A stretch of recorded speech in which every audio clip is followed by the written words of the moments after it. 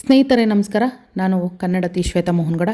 ಸ್ನೇಹಿತರೆ, ಖ್ಯಾತ ಜಾನಪದ ಕಲಾವಿದರು ಹಾಗೂ ಸಾಹಿತಿಗಳಾಗಿರುವಂತಹ ಹಾಲೂರು ನಾಗಪ್ಪನವರು ನಮ್ಮನ್ನೆಲ್ಲ ಅಗಲಿರುವಂಥ ವಿಚಾರ ಎಲ್ಲರಿಗೂ ತಿಳಿದಿದೆ. ಮೊದಲನೇದಾಗಿ ಅವರಿಗೆ ಭಾವಪೂರ್ಣ ಶ್ರದ್ಧಾಂಜಲಿಯನ್ನು ಸಲ್ಲಿಸ್ತಾ ನನ್ನ ಮಾತನ್ನು ಮುಂದುವರಿಸ್ತೇನೆ. ಸ್ನೇಹಿತರೆ, ಖ್ಯಾತ ಜಾನಪದ ಗಾಯಕರಾಗಿರುವಂತಹ ಹಾಲೂರು ನಾಗಪ್ಪನವರ ನಿಧನದ ನಂತರ ಅವರ ಪುತ್ರಿ ಖ್ಯಾತ ನಿರೂಪಕಿ ಹಾಗೂ ಜಾನಪದ ಕಲಾವಿದರು ಹಾಡುಗಾರರಾಗಿರುವಂಥ ದಿವ್ಯಾ ಹಾಲೂರವರು ತೆಗೆದುಕೊಂಡಂತಹ ಒಂದು ಗಟ್ಟಿ ನಿರ್ಧಾರ ಇವತ್ತು ಇಡೀ ಸಮಾಜಕ್ಕೆ ಮಾದರಿಯಾಗಿದೆ ಸ್ನೇಹಿತರೆ. ಅವರ ತಂದೆ ನಿಧನದ ನಂತರ ಖ್ಯಾತ ನಿರೂಪಕಿ ದಿವ್ಯಾ ಹಾಲೂರವರು ತಂದೆಯ ಅಂತ್ಯ ಸಂಸ್ಕಾರವನ್ನು ಮಾಡಿದಂತಹ ದಿಟ್ಟ ಮಾದರಿ ಹೆಣ್ಣು ಮಗಳು ಅಂದರೆ ನಿಜಕ್ಕೂ ತಪ್ಪಾಗಲಾರದು.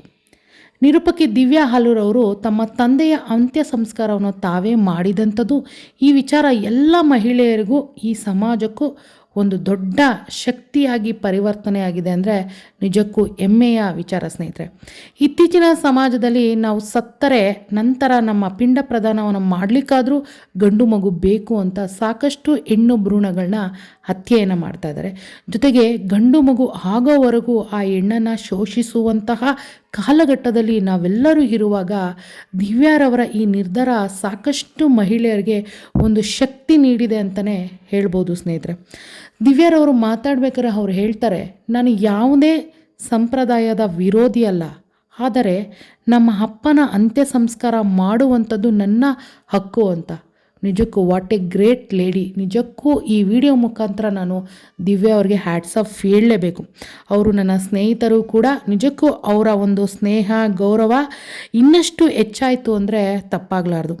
ಸಾಮಾಜಿಕ ಜೀವನದಲ್ಲಿ ನಾವು ಇದ್ದ ಮೇಲೆ ನಾವು ಈ ಸಮಾಜಕ್ಕೆ ಏನಾದರೂ ಒಂದು ಬಹಳ ಪೂರ್ಣವಾದ ಸಂದೇಶವನ್ನು ನೀಡಬೇಕು. ಆಗಲೇ ನಾವು ಸಾಮಾಜಿಕ ಜೀವನದಲ್ಲಿ ಇರೋದಕ್ಕೆ ಒಂದು ಅರ್ಥ ಅನ್ನೋದಕ್ಕೆ ನಿಜಕ್ಕೂ ದಿವ್ಯಾ ಹಾಲೂರವರು ಒಂದು ಸಾಕ್ಷಿ ಅಂತಲೇ ಹೇಳ್ಬೋದು.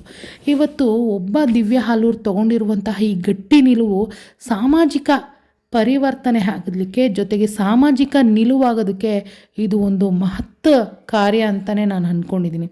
ಯಾಕಂದರೆ ಇವತ್ತು ಎಷ್ಟೋ ಜನ ಹೆಣ್ಣುಮಕ್ಕಳು ತಂದೆ ತಾಯಿಯ ಸೇವೆ ಮಾಡ್ತಾರೆ. ಅವರ ಕೊನೆ ಕಾಲದಲ್ಲಿ ಅವ್ರ ಸೇವೆ ಮಾಡಿ ಅವ್ರದ್ದೆಲ್ಲ ಹೋಗುಗಳನ್ನ ನೋಡ್ಕೊಳ್ತಾರೆ. ಆದರೆ ಗಂಡು ಮಕ್ಕಳು ಇಲ್ದಿರೋ ಮನೆಗಳಲ್ಲಿ ಆ ತಂದೆಯ ತಾಯಿಯ ಅಂತ್ಯ ಸಂಸ್ಕಾರ ಮಾಡೋಕ್ಕೆ ಯಾರೋ ಸಂಬಂಧಿಕರ ಗಂಡು ಮಗುನ ಕರ್ಕೊಂಬಂದು ಅಂತ್ಯ ಸಂಸ್ಕಾರ ಮಾಡಿದಾಗ ನಿಜಕ್ಕೂ ಆ ತಂದೆ ತಾಯಿಗೆ ಮುಕ್ತಿ ಅನ್ನೋದು ಸಿಗಲ್ಲ.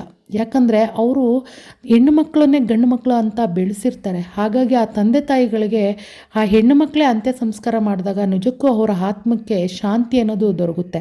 ಈ ಸಂದರ್ಭದಲ್ಲಿ ನಾನು ನನ್ನ ತಂದೆಯವ್ರನ್ನ ತುಂಬಾ ನೆನಪು ಮಾಡಿಕೊಂಡೆ. ಯಾಕಂದರೆ ನಮ್ಮ ತಂದೆಯವ್ರಿಗೂ ಕೂಡ ನಾವಿಬ್ಬರು ಹೆಣ್ಮಕ್ಳಿದ್ವಿ.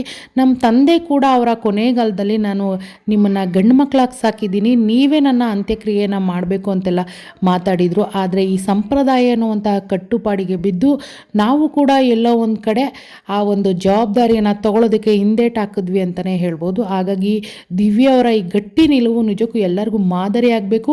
ನಾವು ಅದನ್ನು ಅನುಸರಿಸಿಲ್ಲ ಅಂದರೆ ನಮ್ಮ ಮುಂದಿನ ಪೀಳಿಗೆ ಅದು ಅನುಸರಿಸುವಂಥದ್ದು ಆಗುತ್ತೆ ಅಂತ ಹೇಳ್ತಾ ದಿವ್ಯಾ ಅವ್ರಿಗೆ ಮತ್ತೊಮ್ಮೆ ನನ್ನ ಮನದಾಳದಿಂದ ಹೃದಯಪೂರ್ವಕವಾಗಿ ನಾನು ನಮನಗಳನ್ನ ಸಲ್ಲಿಸ್ತೀವಿ. ದಿವ್ಯಮ್ಮ, ನಿಮ್ಮ ಜೊತೆ ನಾವೆಲ್ಲರೂ ಕೂಡ ಸದಾ ಇರ್ತೀವಿ ಅಂತ ಹೇಳಕ್ಕೆ ಇಷ್ಟಪಡ್ತೀನಿ.